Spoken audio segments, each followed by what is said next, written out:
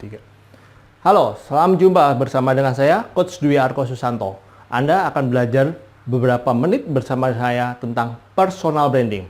Kalau Anda setelah banyak sekali mengunjungi Facebook saya, Anda akan pasti tahu apa itu personal branding. Karena saya setiap hari selalu mengupdate informasi-informasi seputar tentang personal branding.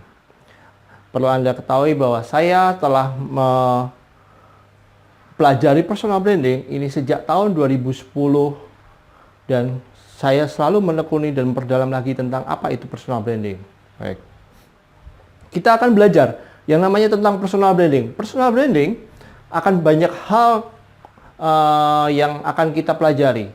Tetapi dalam video yang sangat singkat ini, kita hanya akan belajar mengapa kita perlu tahu tentang personal branding. Yang kedua, apa itu personal branding?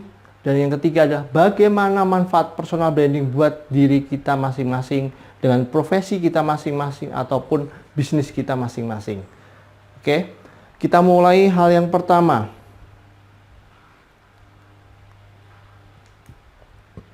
Saya akan menceritakan dahulu tentang sejarahnya tentang personal branding.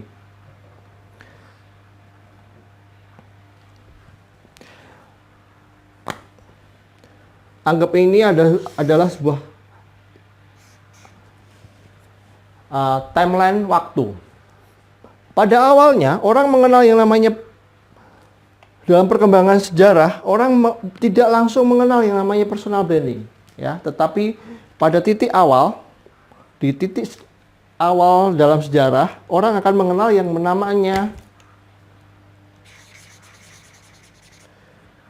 namanya tentang nation brand.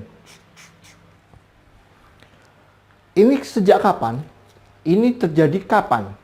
Hal ini jelas diketahui dimulai sejak manusia mengenal yang namanya hidup berkelompok. Membentuk sebuah kelompok, membentuk sebuah suku, membesar menjadi sebuah kelompok lebih besar lagi, sebuah desa, dan menjadi sebuah negara. Dan kapan mereka menunjukkan bahwa mereka bagian dari kelompok itu? Di saat awal sebuah pembentukan kelompok, mereka pasti akan dalam cerita-cerita sejarah kita sering mendengar yang namanya perang antar kelompok, perang antar daerah, perang antar kerajaan, dan kita jelas sudah mengenal yang namanya Perang Dunia Pertama atau Perang Dunia Kedua, di mana adalah perang antar negara dan mereka dalam waktu itu mereka saling menjajah. Mereka kalau mempunyai suatu daerah jajahan, daerah kekuasaan di luar negara mereka, mereka merasa bahwa diri mereka lebih dibandingkan negara-negara yang lain. Sehingga mereka berlomba-lomba untuk ekspansi, mencari daerah-daerah baru untuk menunjukkan bahwa mereka lah yang berkuasa. Kalau Anda membaca sejarah, pasti Anda akan tahu bagaimana Columbus sampai ke Amerika, bagaimana penjajahan Belanda sampai ke Indonesia, bagaimana bangsa-bangsa Arab datang dalam bentuk perdagangan ke Indonesia, ke Asia, dan sebagainya. Ini adalah hal-hal di mana mereka menunjukkan bahwa dengan kekuasaan mereka sebagai negara yang berkuasa, mereka bisa menaklukkan daerah-daerah lain. Atau paling tidak mengambil hasil bumi dari daerah-daerah lain. Baik, yang berikutnya kita mengenal yang namanya revolusi industri. Pada saat revolusi industri, disitulah kita mengenal yang namanya produk brand.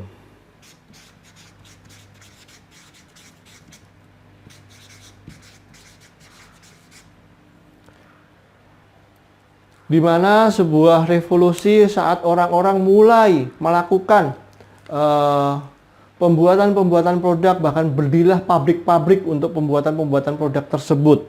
Nah, disitulah saatnya muncul yang namanya produk brand, ya. Di produk brand ini orang berlomba-lomba menciptakan sesuatu. Bahkan akhirnya mengirim dalam bentuk perdagangan barang-barang itu, produk-produk itu keluar daerah mereka, menjualnya di daerah yang lain. Itulah dinamakan di saat itu mulai terkenal yang namanya produk brand, ya. Orang mulai mengenal merek tertentu, orang mulai mengenal sepeda merek tertentu, orang mulai mengenal baju merek tertentu. Itulah masa-masa ekspansi yang namanya produk brand. Tetapi dalam perjalanan sejarahnya, produk brand tidak bisa berdiri sendiri. Karena persaingan produk brand begitu ketat, persaingan produk brand di sini begitu banyak, sehingga orang mulai berpikir kalau begitu, bagaimana menentukan produk A dan produk B yang sama-sama mungkin itu katakanlah mie instan, produk A dan produk B yang sama-sama mungkin katakanlah itu sepeda, mana yang berkualitas. Nah, di saat itulah muncul yang namanya company branding.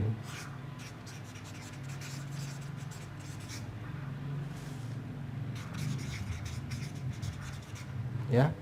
Muncul yang namanya company branding. Kita akhirnya mulai membanding-bandingkan, oh, yang namanya spidol merek A atau spidol merek B, oh, ternyata lebih baik spidol merek B. Yang namanya mobil merek A, merek B, kita lihat yang keluaran perusahaan mana. Kita mulai membandingkan. Ya. Kita di pasaran mungkin sudah tahu banyak yang namanya produk Sarimi, tahu yang namanya produk minyak goreng. Tetapi kita mulai mengenal yang namanya brand. Kita mulai mengenal yang namanya company brand. Kita tidak hanya sekedar membeli minyaknya atau hanya percaya pada mereknya, tetapi kita juga lihat dalam iklan, dalam surat kabar, dalam televisi, bagaimana membandingkan, oh, perusahaan ini lebih besar, lebih terpercaya, sehingga muncullah yang namanya company brand, ya. Sehingga muncul ini yang namanya company brand dengan kita mempercayai produk-produk tertentu milik sebuah perusahaan A, sebuah perusahaan B. Disitulah kita mulai mengenal yang namanya company brand. Orang mulai berlomba-lomba. Contoh sederhana, mungkin Anda sudah terbiasa untuk makan burger, ya, sudah biasa makan yang namanya burger. Tetapi Anda diminta untuk membeli burger di pinggir jalan, atau Anda diminta untuk membeli burger di tetangga Anda akan merasa bahwa lebih enak atau lebih punya rasa percaya kalau Anda membeli di brand-brand yang sudah besar seperti Burger King, seperti McDonald dan sebagainya, ya. Disitulah karena kita percaya, sudah mulai terpercaya yang namanya dengan perusahaan, ya. Oh, perusahaannya McDonald, oh, perusahaannya Burger King. Walaupun mungkin burgernya yang kita makan itu lebih enak punya tetangga kita, lebih enak ada yang di pinggir jalan dekat rumah kita jualan. Tetapi karena kita merasa sangat percaya dengan iklan-iklan yang dilontarkan oleh perusahaan-perusahaan itu, sehingga kita percaya yang namanya company brand.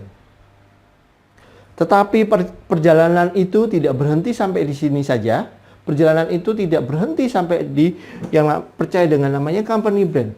Setelah perusahaan-perusahaan banyak bersaing untuk membuat brand mereka dikenal oleh masyarakat dan sebagainya, masyarakat mulai jenuh, masyarakat mulai bingung. Lalu muncullah yang terakhir pada era saat ini yang namanya adalah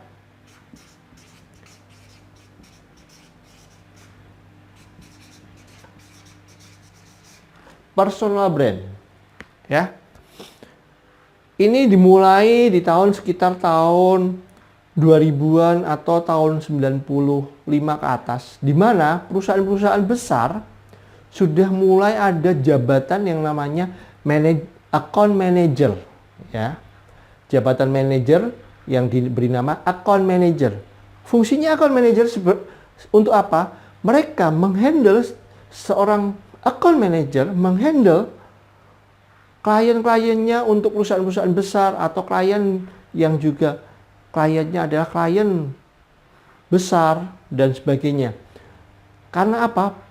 Akhirnya setelah muncul yang namanya setelah muncul persaingan perusahaan ini berkembang, company brand, orang mulai, saya nggak mau berhubungan dengan perusahaan A atau perusahaan C, perusahaan B, perusahaan D, hanya sekedar berhubungan dengan perusahaannya. Tetapi saya tak ada seseorang yang bisa saya percaya di perusahaan A, seseorang yang selalu menyambut saya di perusahaan B, seseorang yang selalu memberikan informasi kepada saya di perusahaan D. Nah, disitulah muncul yang namanya manager account, ya, account manager, ya. Itulah awalnya mulai muncul yang namanya personal branding. Orang lalu mulai berpikir, setelah kesini perusahaan juga sudah mulai banyak yang namanya melakukan PHK. Orang mulai berpikir, kalau begitu saya tidak bisa menaruhkan harapan hidup saya sepenuhnya pada sebuah perusahaan. Mereka mulai berpikir, bagaimana untuk supaya karir saya aman, bagaimana supaya profesi saya tetap aman. Akhirnya mereka sudah mulai melakukan yang namanya personal branding. Sehingga saat sebuah perusahaan yang mereka tempat kerja mereka kolaps, tutup, dan sebagainya, mereka tetap punya rasa percaya diri sebagai seorang profesional, entah itu marketing, entah itu sales, entah itu accounting, untuk melamar di perusahaan yang lain.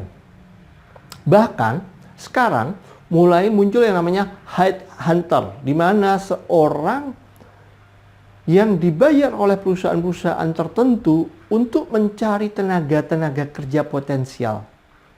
Dari mana kalau mereka tahu ada tenaga-tenaga potensial di Indonesia ini, di daerah-daerah yang selalu mereka cari? Kalau orang itu tidak mencoba untuk membuat personal brandingnya. Walaupun media sekarang banyak membantu dengan adanya online, ya, dengan namanya adanya Facebook, adanya LinkedIn dan sebagainya, akan membantu kita untuk melakukan personal branding, ya, itu. Nah, inilah rentetan dalam perkembangan sejarah, dan kita tahu di zaman saat ini kita sekarang posisinya ada di sini, ya. Di saat ini kalau Anda tidak melakukan personal branding, bisa jadi Anda sedang hidup mundur, tidak pada zamannya. Kalau Anda merasa bahwa Anda merasa aman dengan hidup di sebuah perusahaan yang punya brand besar, mungkin Anda masih hidup di zamannya company brand. Atau Anda merasa bahwa aman karena produk saya sudah dibeli banyak orang, produk saya selalu laris. Anda seorang pelaku UKM, Anda hanya mementingkan produk, mungkin Anda mundur 2 langkah, Anda masih di zamannya produk brand, ya. Mari kita sadari bersama-sama, kita sudah ada di zamannya personal branding. Oke, kita lanjutkan. Nah, mengapa alasannya sekarang? Mengapa kita harus membangun yang namanya personal branding? Ya, akan saya jelaskan sedikit mengapa kita harus membangun yang namanya personal branding. Ada beberapa hal. Yang pertama, sudah jelas tadi saya jelaskan di depan. Yang pertama, ini karena sudah kita mengikuti proses zaman, ya, sudah proses zamannya seperti itu.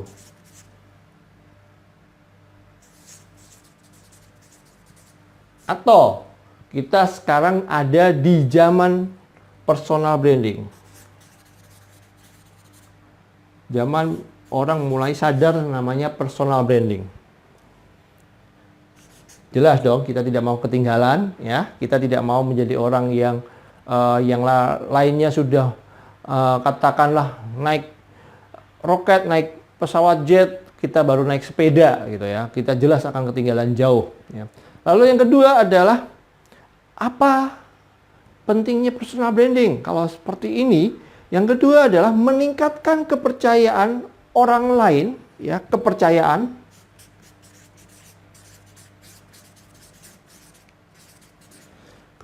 orang lain atas kemampuan kinerja kita, atas kemampuan cara kerja kita, atas bisnis kita. Banyak beberapa orang yang sebenarnya perusahaannya sudah besar, tetapi tiba-tiba dia melakukan personal branding dan hasilnya apa? Perusahaan itu makin dipercaya oleh publik. Buat teman-teman, buat Anda yang sedang melakukan bisnis online, bayangkan kalau kita search pakai Google, toko online itu sudah banyak sekali. Bagaimana pembeli akan percaya yang namanya merek toko online tersebut? Ya, bagaimana orang akan percaya dengan merek-merek toko-toko online tersebut? Akhirnya orang akan membeli dari toko-toko online yang sering iklan. Nah, bagaimana buat Anda yang budget iklannya begitu tipis, yang budget iklannya bahkan tidak ada? Nah, lakukanlah dengan personal branding. Karena banyak juga toko-toko online yang sukses karena diketahui pemiliknya siapa. Kenapa perlu orang tahu pemiliknya siapa? Orang lebih merasa enjoy dilayani atau menaruhkan kepercayaan pada sosok seseorang atau figur seseorang dibandingkan pada sebuah sistem perusahaan itu sendiri atau pada nama besar perusahaan itu sendiri. Ya, makanya muncul yang namanya akan meningkatkan yang namanya kepercayaan. Lalu yang ketiga, ini untuk melakukan diferensi terhadap kompetitor. Diferensi.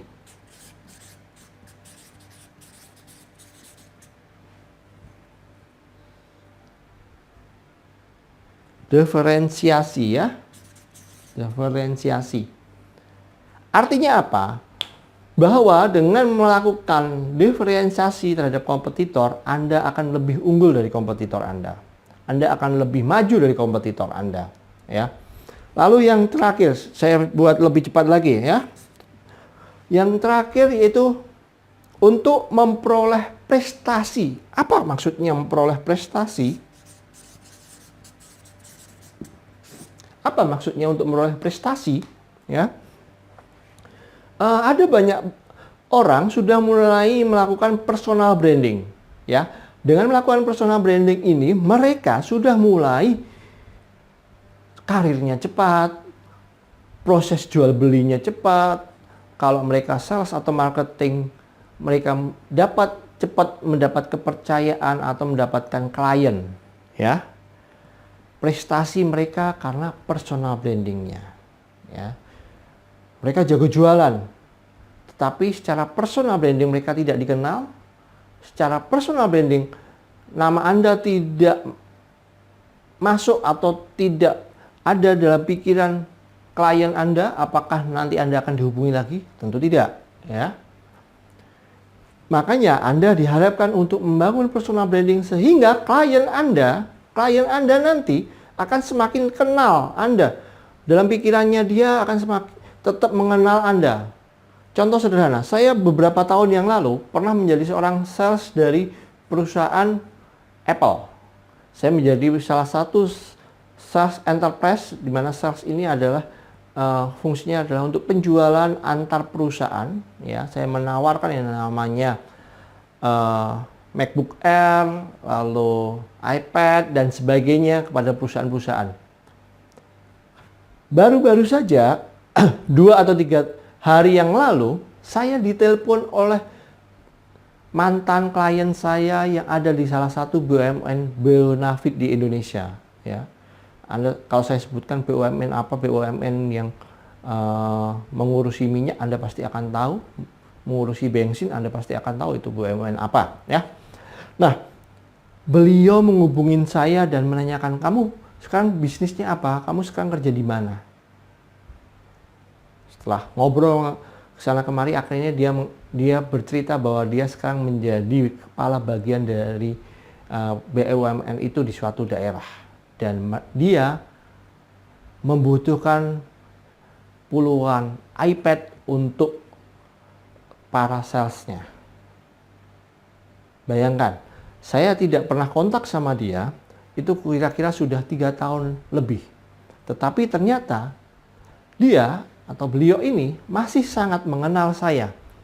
Saat beliau membutuhkan yang namanya iPad, mereka langsung kontak saya. Ya, hal-hal semacam ini banyak hal yang sampai saat ini saya kadangkala masih dihubungi oleh klien-klien di perusahaan di mana saya dulu bekerja. Ya, tetapi saya selalu memberikan itu juga ke perusahaan-perusahaan di waktu saya dulu bekerja. Ya, karena saya ingin tetap memegang spesialisasi yang saya lakukan sekarang. Oh, saya sudah tidak jadi sales lagi, makanya saya untuk sales iPad, makanya saya lempar perusahaan di mana saya dulu bekerja. Seperti itu, ya. Oke. Ini saya menjabarkannya ada 4. Tetapi teman-teman atau Anda semua yang mendapatkan video ini atau CD yang nanti akan dibagikan dalam seminar, Anda akan silakan baca di e-booknya. Ada 20 manfaat atau 20 keuntungan kalau kita melakukan yang namanya personal branding. Saya baru menjelaskan 4. 4 aja udah dasarnya seperti ini. Bayangkan ya, 4 aja dasarnya sudah seperti ini. Sekali lagi, kalau Anda mengenal 4 ini aja sudah dasarnya seperti ini. Bayangkan kalau Anda menggunakan atau Anda memanfaatkan atau Anda tahu 20 keuntungan dari personal branding itu akan pasti lebih luar biasa lagi, ya. Oke, saya akan menjelaskan berikutnya lagi.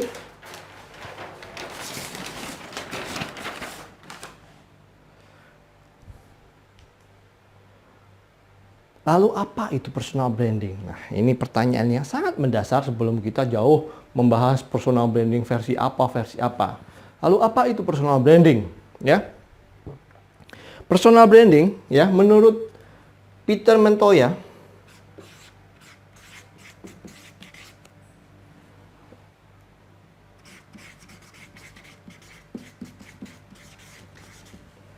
dia menerbitkan sebuah buku di tahun 2005. Itu namanya The Brand Calls You. Nah, dalam buku itu dia menjelaskan sedikit tentang personal branding. Dia menjelaskan dasarnya dahulu. Yang pertama tentang memasarkan, ya, memasarkan.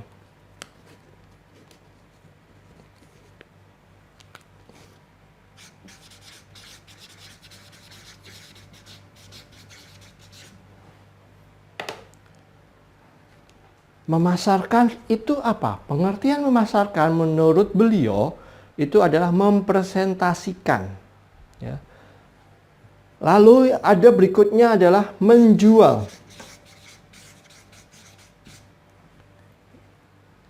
Menjual itu menurut beliau adalah meyakinkan.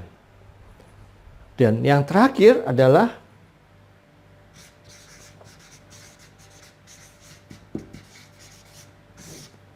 apa itu branding?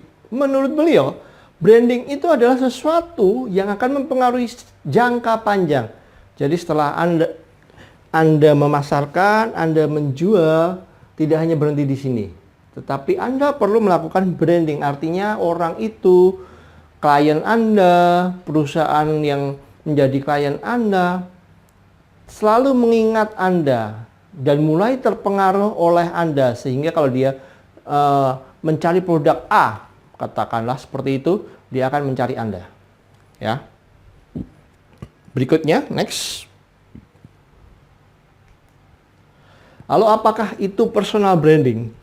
Personal branding, kalau saya mendefinisikan secara sederhana adalah tentang bagaimana Anda melakukan redesign for self-image, ya, melakukan redesigning for self-image. Tidak hanya berhenti di situ. Kalau Anda hanya berhenti di situ, melakukan self-image, Anda jatuh pada yang namanya pencitraan. Tetapi harus dilandasi yang namanya nilai-nilai unik dan spesial yang ada dalam diri Anda dan sangat berbeda dengan orang lain. Disitulah personal branding. Personal branding harus sesuai dengan diri Anda, karakter Anda, keunikan Anda, dan spesialisasi Anda. Selain itu, personal branding boleh dibilang adalah melakukan sesuatu hal yang harus jujur pada diri sendiri. Seperti itu. Kalau saya gambarkan, seperti ini personal branding rumusannya.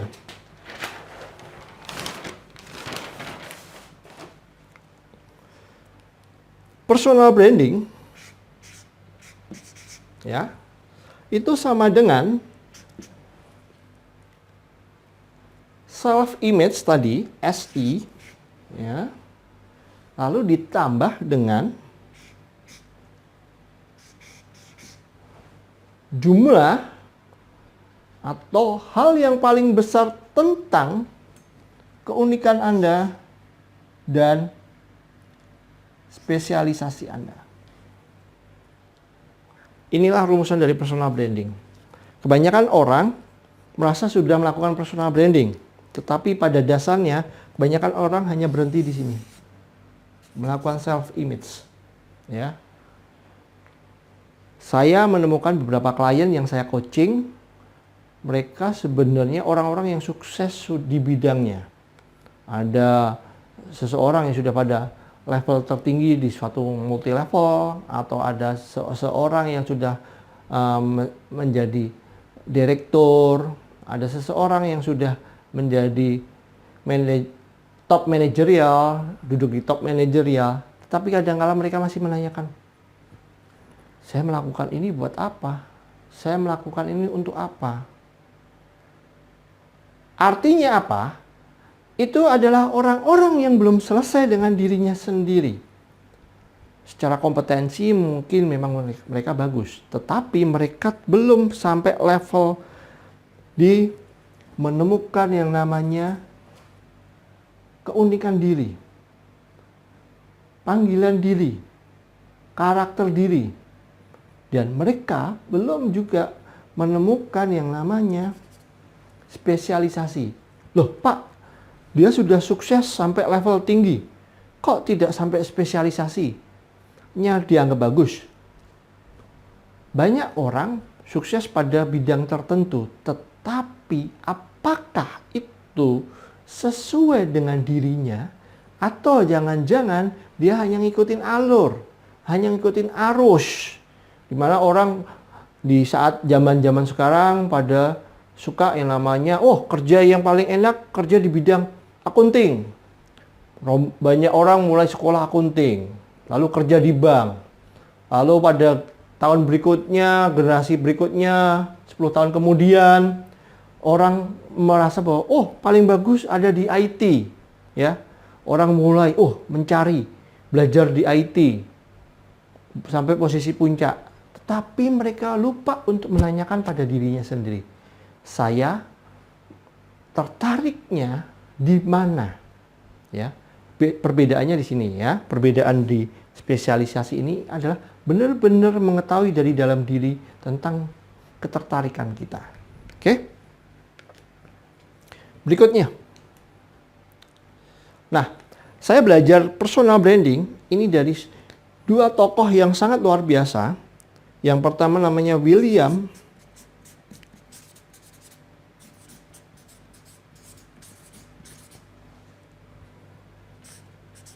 ya, yang sudah melahirkan banyak coach-coach karir di luar negeri sana. Di Indonesia, kalau dihitung coach karir yang tersertifikasi oleh William Arunda baru beberapa. Ya. Lalu berikutnya yang ini guru saya, yang saya lebih intensif, lebih kontinu untuk konsultasi bersama dengan yang namanya Profesor Dr. Humbert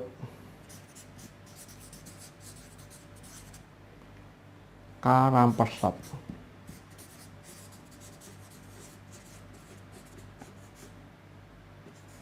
Ya, Anda bisa cari ini di googling di internet, pasti akan menemukan siapa mereka, gitu ya. Kalau dengan Profesor Dr. Humbert Karampersad, inilah yang pertama kali menggugah saya untuk tertarik, mencintai, dan menyukai yang namanya personal branding. pertama kali saya belajar sebenarnya saya hanya sedang merasakan sensasi wow untuk diri saya sendiri. Oh, luar biasa, diri saya ada hal ini yang belum digali. Oh, sebenarnya punya ini yang bisa. Oh, dan sebagainya yang saya temukan dalam diri saya, ya. Oke. Nah, berikutnya adalah akan saya jelaskan dari teorinya Profesor Dr. Humbert Rampersad ini, ya. Personal branding yang terjadi di kalangan umum, khususnya di Indonesia, saya sering menemukan beberapa teman trainer, beberapa coach yang mengaku menjadi coach personal branding. Setelah saya sering diskusi dengan mereka dan sebagainya, oh, ternyata ini adalah teman-teman yang memang tertarik dengan personal branding, tetapi dari sudut marketing. Ya, kalau Anda mungkin kuliah S2, memperdalam lagi tentang marketing, Anda juga akan belajar yang namanya personal branding di sana. Tetapi personal branding yang ini tipikalnya adalah tipikal personal branding di mana orang untuk lebih mementingkan ketenaran diri. Kalau saya boleh menggambarkan ilustrasinya seperti ini. Ini kalau oleh Profesor Dr. Humbert Rampersad disebut personal branding 1.0, ya. Saya singkat aja PB 1.0. Ya. Apa itu PB 1.0? Anggap aja ini sebuah lingkaran diri kita. Dalam kejadian beberapa teman atau beberapa coach, beberapa trainer melakukan masih di tataran personal branding 1.0, di mana yang namanya potensi personal masih kecil, ya, tidak dikembangkan, hanya segini saja. Yang lainnya lebih mementingkan yang namanya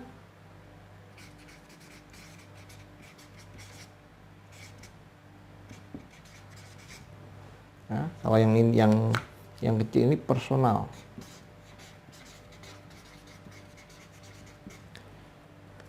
Ini ditandai dengan apa? Banyak orang saat ini instan untuk menjadi terkenal. Kalau teman-teman tahu beberapa artis yang terkenal lewat YouTube, Anda bisa ngitung, tiba-tiba terkenal, tapi cepat tenggelam juga. Atau ada beberapa orang yang punya jiwa seni, tapi dia sedang berprofesi yang lain, sebagai mungkin tentara, sebagai mungkin polisi. Beberapa tahun lalu kita mungkin mengenal ada seorang polisi yang akhirnya terkenal karena dia jago nari di YouTube, ya, waktu itu terkenal dengan tarian Indianya, ya. Tetapi apa yang terjadi? Dia juga tidak bertahan lama. Bahkan saat inilah kesalahannya. Orang tidak mengenal kekuatan personalnya, sehingga apa? Identitas dirinya saat dia keluar dari kepolisian karena mengejar yang namanya ketenaran, pikir dia akan wow, begitu, mengejar yang namanya ketenaran, ya, tapi dia lupa tentang identitas dirinya. Oh, ternyata dalam dunia entertain dia sangat dihargai, pandai menyanyi, itu karena kebetulan dia seorang polisi. Saat dia melepas identitas personalnya, ya, mungkin ilmunya menyanyi masih kalah dengan penyanyi-penyanyi senior yang lain, sehingga tidak ada nilai jual dia yang berbeda, ya. Ini di personal branding 1.0. Lalu berikutnya muncul personal branding berikutnya, ya. Ini lebih spesifik dan sekarang akan dikerjakan oleh teman-teman saya yang nanti bergabung dalam Personal Branding Society, ya. Seperti ini. Ini saya singkat aja PB 2.0.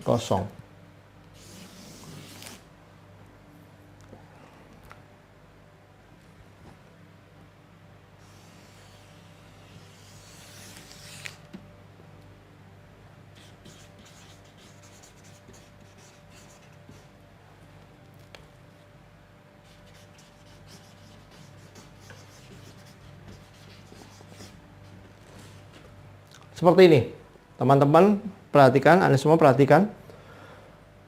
Gambarannya seperti ini. Artinya apa?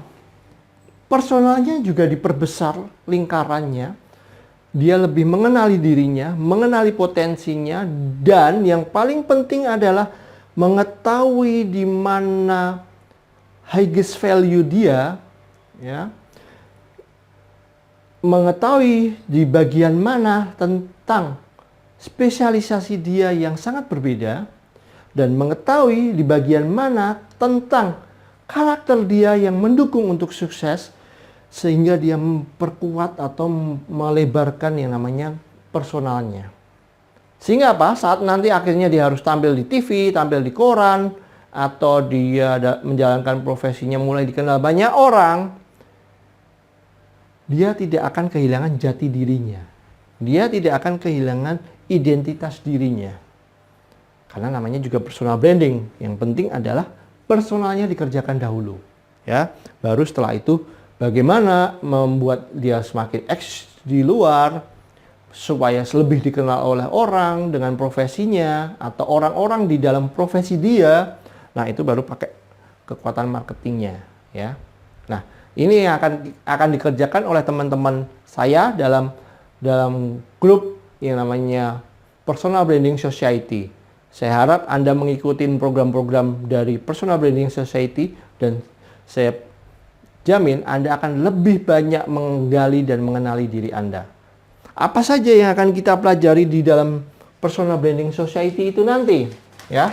Ada beberapa yang akan kita pelajari di sana. Di sertifikasi Personal Branding Society itu ada beberapa yang akan kita pelajari di sana. Salah satunya adalah, ya, landasan dasarnya adalah Personal Branding 2.0. Yang berikutnya kita akan mengenal yang namanya, ya, ada visual board ini untuk memudahkan kita memetakan diri kita. Lalu kita akan belajar yang namanya 3 elemen.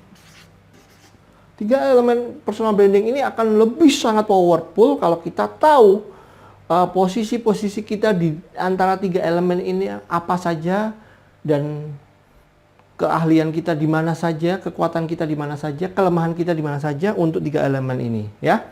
Lalu yang berikutnya kita akan belajar juga yang namanya 7 tahapan personal branding, ya. Setelah kita mengenali elemennya, kita akan lebih powerful kalau kita menyelesaikan 7 tahapan tersebut, ya.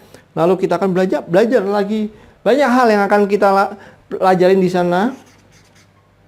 Saya di sini tidak bisa saya share satu persatu karena akan banyak sekali. Nikmatin dan temukan diri Anda dengan personal branding Anda untuk masa depan Anda yang lebih sukses, lebih jaya, dan memenangkan kompetisi saat ini. Terima kasih.